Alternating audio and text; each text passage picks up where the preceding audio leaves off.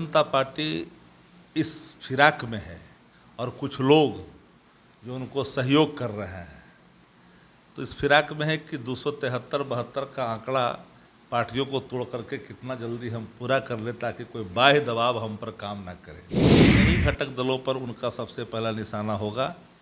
तो किसी की आँख को अमित शाह बर्दाश्त जल्दी तो करते नहीं हैं। बिहार में जो मंत्री बने उन मंत्रियों के विभाग बांट दिए गए। यहाँ तक कहा जा रहा है, तेजस्वी यादव की तरफ से इस बात को कहा गया कि जो विभाग दिए गए हैं वो बिहार को झुनझुना दिखाया गया है, जिस पर भारतीय जनता पार्टी ने यह आरोप लगाया है और सीधे तौर पर निशाना भी साधा है तेजस्वी यादव को कि हताशा और निराशा में इस तरीके का बयान तेजस्वी यादव दे रहे हैं।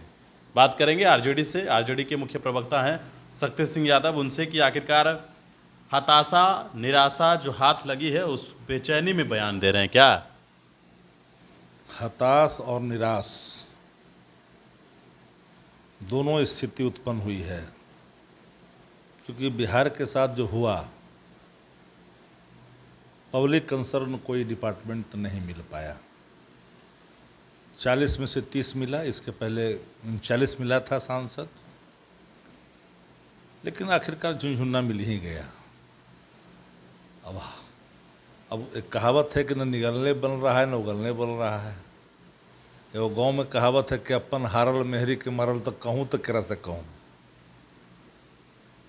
हालात वो है। पहले भी थे मंत्री गिरिराज सिंह जी, अभी टेक्सटाइल मिनिस्टर बने हैं कैंप का बिहार में। जो कोयला वाला बेचारा राज्य मंत्री बना है नया नया, उनको क्या पता है कि राज्य मंत्री क्या होता है। अभी तो नया चार्ज लिया तो लगा हुआ कि हम देशे के मंत्री हैं। वो तो बुझाएगा जब एक्शन होगा तब ना कि कितना ताकत उनको मिलता है, पावर मिलता है। जहाँ तक रहा सूक्ष्म लघु और मध्यम उद्योग मंत्रालय, तो वह भी गिरिराज सिंह उस पद को सुशोभित कर चुके हैं। कितना फ़ायदा बिहार को दिलाया है सबको पता है। डेयरी भी, पंचायती राज भी दोनों देख चुके हैं गिरिराज सिंह जी। बिहार को क्या मिला, डबल इंजन की सरकार उसमें भी थी। नयापन क्या है, नयापन क्या है। और पारस जी भी फूड प्रोसेसिंग के मिनिस्टर रह चुके, केंद्रीय खाद्य प्रसंस्करण मंत्रालय के। अब बता दीजिए, कहने को तो उसमें भी कहा गया था कि इतना बड़ा चीज़ होगा, हुआ तो कुछ नहीं। आरजेडी फेल नहीं हुआ है। राष्ट्रीय जनता दल ने पूरी ईमानदारी से बिहार के हित में, देश के हित में अपनी वचनों को आम जनमानस में रखा। हमें जो भी सफलता मिली है तेजस्वी जी के नाम पर, हमने 9 सीटें जीती है बिहार के अंदर में। और एक बात तो स्पष्ट है कि जहां हमारी हार हुई है थिन मार्जिन से, जहां हम हारे हैं, हम हार की समीक्षा भी कर रहे हैं, उन कारणों की पड़ताल भी कर रहे हैं। एक एक बिंदुओं को देखा जा रहा है। हर वर्ग, हर धर्म, हर मजहब के लोग हमारे जन वचनों के साथ थे, तेजस्वी जी के जन वचनों के साथ थे। तो आगे हम क्या और बेहतर कर सकते हैं जनता के विश्वास को जीतने के लिए, उस पर हम काम लगातार करते जा रहे हैं। संगठन को और किस हद तक, किस रूप में, कहाँ तक और मजबूत करनी है, वह भी काम प्रारंभ हो चुका है। और हम मजबूती से बिहार में लड़ रहे हैं, देश में भी लड़ रहे हैं। हम अपने इरादे को किसी परिणाम के कारण हम टिकने नहीं दे रहे हैं। जेडीयू भी तो सवाल खड़े कर रही है ना, जेडीयू भी कर रही है कि तेजस्वी यादव को इतनी बेचैनी क्यों है? सवाल है कि जो बोल रहे हैं वो बेचैन भारत है। माननीय मुख्यमंत्री जी बिहार के मुख्यमंत्री हैं, वो सब चीज़ों को समझते हैं और परखते हैं। भारतीय जनता पार्टी इस फिराक में है और कुछ लोग जो उनको सहयोग कर रहे हैं, तो इस फिराक में है कि 273-72 का आंकड़ा पार्टियों को तोड़ करके कितना जल्दी हम पूरा कर ले ताकि कोई बाह्य दबाव हम पर काम ना करे। और जब कई इतिहास इस बात के साक्षी है ना कि कई पार्टियां को तोड़ा गया है, जिनके हाथ में वो कमान पहले था वो कमान आज भी है, तो अपनी वो हेरा फेरी से बाज तो लेंगे नहीं। और ये भय तो उन सभी घटक दलों को है जो एनडीए के घटक दल है।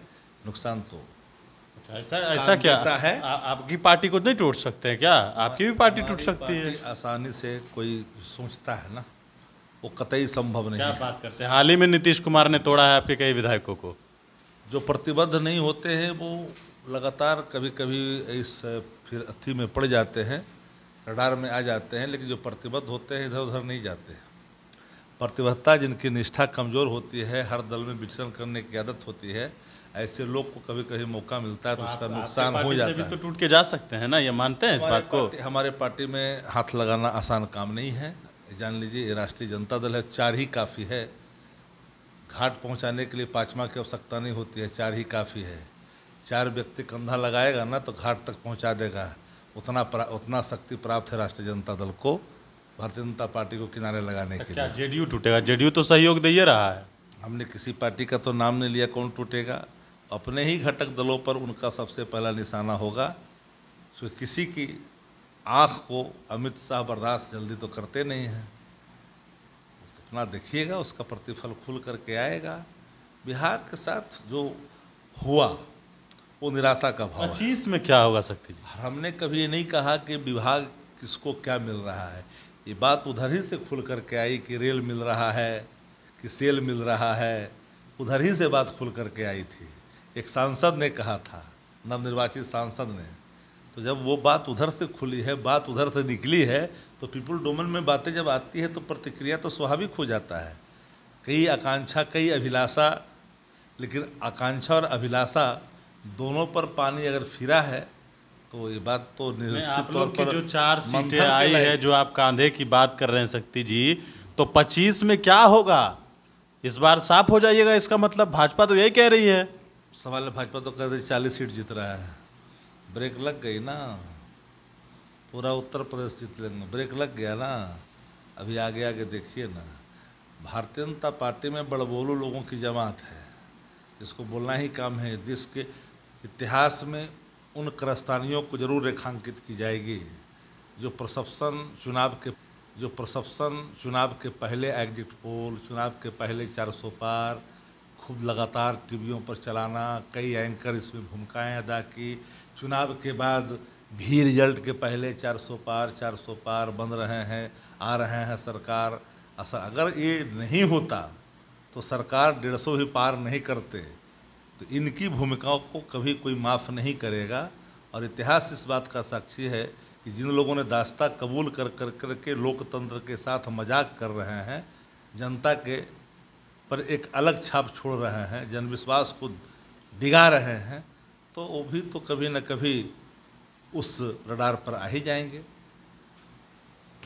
चलिए, बिल्कुल। तो हमारे साथ है राष्ट्रीय जनता दल के मुख्य प्रवक्ता शक्ति सिंह यादव थे। और जो भी हो, पार्टी अमित शाह तोड़ेंगे ये दावा आरजेडी कर रही है। आज सवाल तो ये भी है कि आरजेडी भी टूट सकता है, लेकिन इन्होंने साफ तौर से इनकार किया है कि कांधा देने के लिए 4 ही लोग काफ़ी होता है। देखना है कि आगे क्या कुछ होता है। इंफॉर्मेशन के साथ नमस्कार।